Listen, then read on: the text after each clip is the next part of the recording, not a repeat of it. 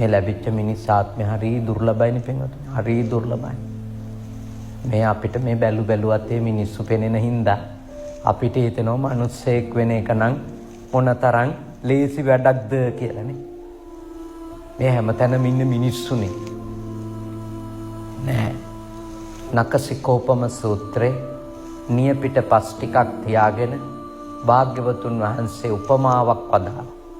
පින්වත් මහණෙනි, මිය යන සත්වයින්ගෙන් නැවත මනුෂ්‍ය දිව්‍ය වැනි සුගති භූමියක උප්පත්තිය ලබන පිරිස සමානයි නියපිට තියෙන පස්වලට.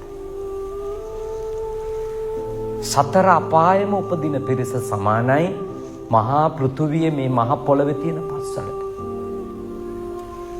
එතකොට පින්වතුන්ලා තේරුම් ගන්න ඕන මැරෙන සත්වයින්ගෙන් කොච්චර සුළු පිරිසද දිව්‍ය ලෝකෙක උපදින්නේ. මනුෂ්‍ය ලෝකෙක උපදින්නේ. බඹතලයකට යන්නේ කොච්චර සුළු පිරිසක්ද කියලා. ඒකෙන් අපි පින්වතුන්ලා තේරුම් ගන්න ඕන. සාතිශය බහුතරයක් මැරෙන සත්වයින්ගෙන් ආයේ උපදින්නේ කොහෙද? සතර අපායමයි.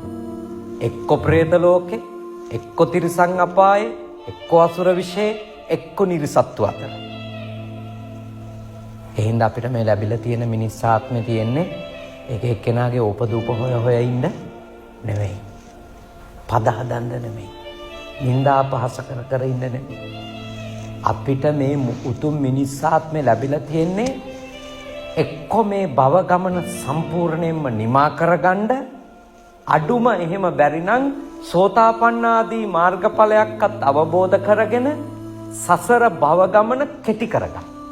ඔය දෙකින් එකකට උත්සාහ කරන්න. මානං හිතන්නේ ඔය දෙකින් එකයි මේ භවයේ. එක්ක ඉවර වෙන්න ඕන මේ සසරේ නැවත උපදින එක.